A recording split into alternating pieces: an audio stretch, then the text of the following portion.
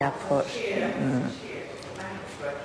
No, I'm not going to accept that. I call the Honourable Member Carmel Sepuloni. Thank you, Mr. Chair. Mr. Chair, speaking to Part 2. Before I get into the detail around Part 2, I just need to say again that just to remind the government and anyone that's listening that Labor does support this bill because reform of the ways that trustees and statutory supervisors operate is essential for the prevention of another financial collapse, and there does need to be greater transparency, Mr. Chair, in this area, as it has been evident by the government's handling of the South Canterbury finance situation. And I will bring it in. I just need to say that, just reminding the House, that it is that is relevant to what we're discussing today, and that really was the largest financial collapse in New Zealand's history. Now, going on to the provisions of Part 2, Mr. Chair. Yeah. Part 2, the bill removes the automatic statutory approval for 6 trustee corporations. A trustee, statutory supervisor or unit trustee must hold a licence that covers the debt security, participatory security or unit trust to which the appointment relates, and a licence holder must comply with every condition imposed on a licence. Mr. Chair, Part 2 outlines that it is an offence for a person to act as a trustee, statutory supervisor or unit trustee without an appropriate licence, and for a person to represent that a person holds a licence that covers a security without holding such a licence. And we think that's very important on this side of the House, Mr. Chair. The bill does empower the Securities Commission to licence persons to be trustees in respect of debt securities, statutory supervisors in respect of participatory securities, and trustees in respect of unit trusts. The Commission may also licence persons to be statutory supervisors of retirement villages. The FMA will take over this role when it's up and running, and I think that goes back to what we were concerned about before, that maybe this was a little bit premature considering that there are other things that would be coming up that are relevant to what we're discussing in this bill, Mr. Chair. The part of this legislation this part of the legislation, so Part 2, sets out the criteria under which licences may be granted, provides that licences must be issued for a period no longer than 8 years, and provides that licences may be varied.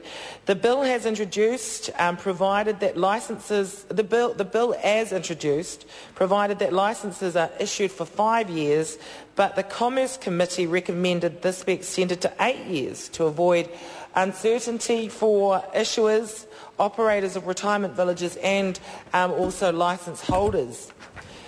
The Commission may issue or vary a licence only if it is satisfied that A, the applicant is either a body corporate incorporated in New Zealand or an overseas company registered under the Companies Act 1993, and B, every director and senior manager of the applicant is of good character, defined in Clause 15, and the Commerce Committee recommending including a regulation making power to provide for the matters the Securities Commission, FMA, must take into account in making a good character assessment. And then finally, also the applicant is either registered under the Financial Service Providers Registration and Dispute Resolution Act 2008, or and complies with Section 13A and B of that Act, Clause 15.1 and 2. Clause 15.3 of the bill sets out in detail the factors the Commission must take into account in deciding to issue or vary a licence.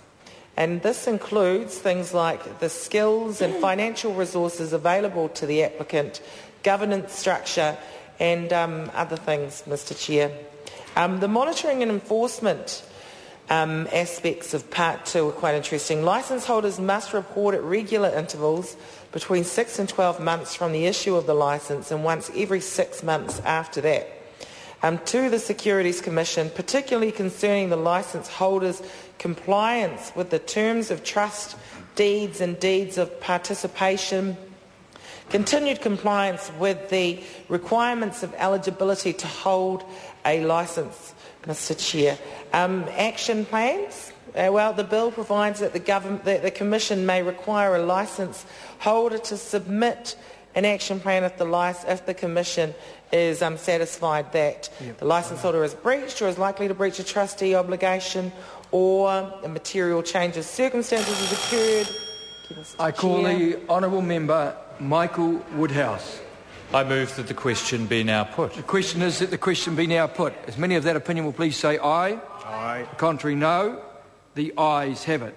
The question is that the Minister's amendment set out on SOP number 223 be agreed to. As many of that opinion will please say aye. Aye. The contrary, no. The ayes have it. The question now is that Part 2 as amended stand part.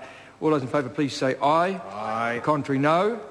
The ayes have it. The question now is that Part 3, which is debate on clauses 43B to 50, stand part.